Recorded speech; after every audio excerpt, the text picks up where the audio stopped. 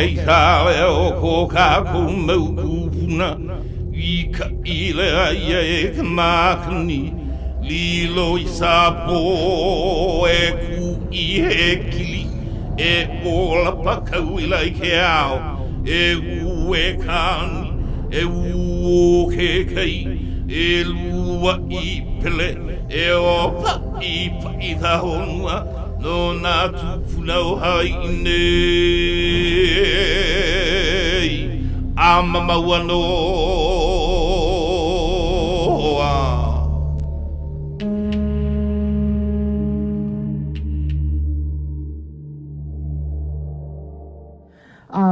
We're going to get started right away. I just want to give you a little bit of context about the framework of today. So this morning we're going to have several presentations about 20 minutes long each from some different folks in the community who have been dealing with these issues for a long time to just share updates and give a larger context for what's going on.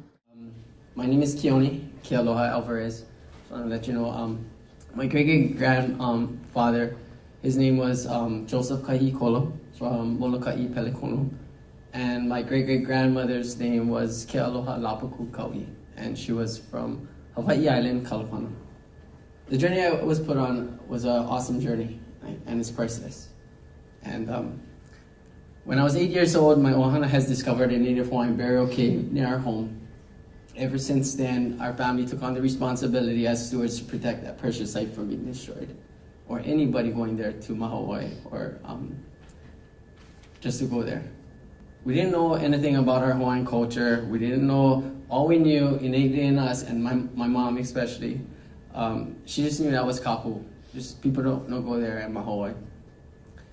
So growing up 10 years later, with the development boom, we knew that in Puna, where I'm from, Hawai'i Island, people were just buying property, buying them and wanting to develop them, sell them, flip them.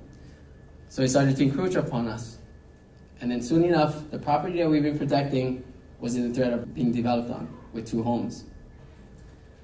So I'm older now, and I just knew that was wrong.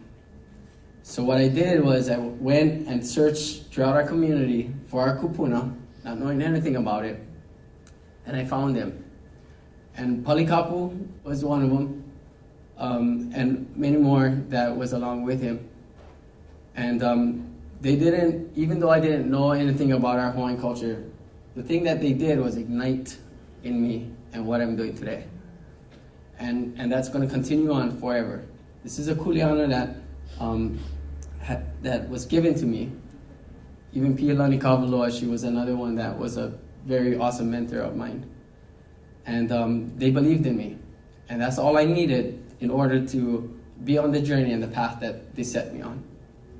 And it was for me to go out and then search, who am I as a Hawaiian? What was my family genealogy? Why is it important? Are our burials important? And I had to go out and search for that throughout Hawai'i Island, as well as all different neighbor islands, going to different kupuna. We got many different methods how we did things and why we did things. And all that is a spiritual component before we can get into modern day, what's going on today.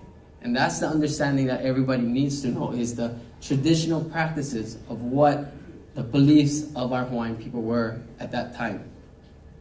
And as soon as I gained some knowledge of that, I was able to move forward in saving this cave.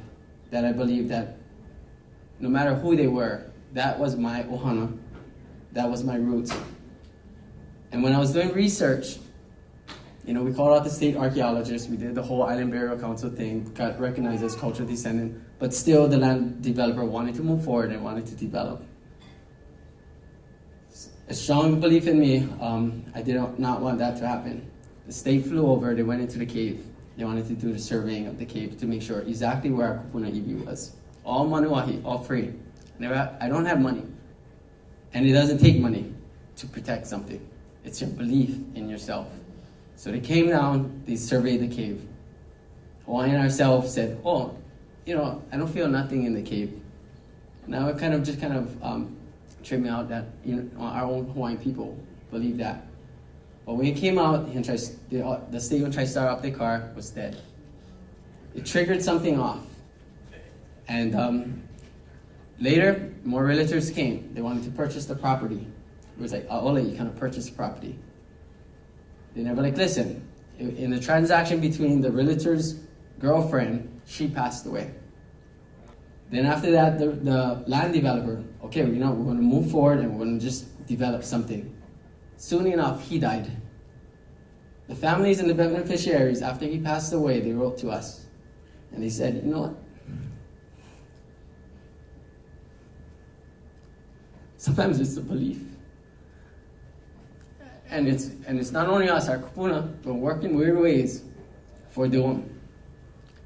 And they offered it to us for a small fraction of the price of what that burial is priceless. But at that time, that's what I had to do to make sure it's going to be in our Hawaiian hands and that I can protect it forever. So I went ahead and I raised enough money off of YouTube, being more modern, how I'm going to raise the money, not having money. And because of my mentors, strong mentors, they allowed me to not only save the burial cave for future generations. A lot of people said, what are you going to do with it? Make it a park, make it... That it's meant to be huna, meant to be hidden. That is forever how they wanted it to be. And it's not for us to change that, or touch that, or anything. In due time, maybe later on we might learn a little bit more, but right now, it's meant to rest, and that's how it's going to be.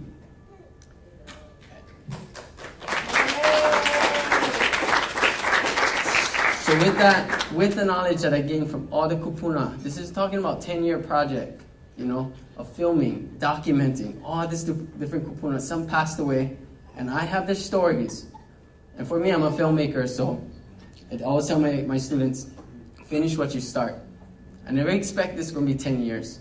But you know what? Learning all this is a lifetime commitment that you're going to dedicate your life to. And we should be proud of that, especially how unique and how beautiful our culture is.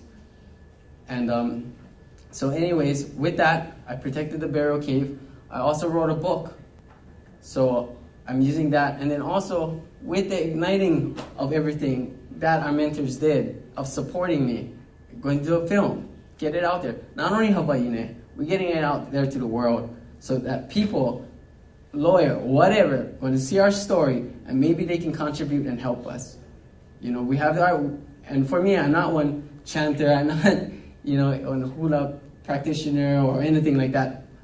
My talent to my Hawaiian community is my filmmaking.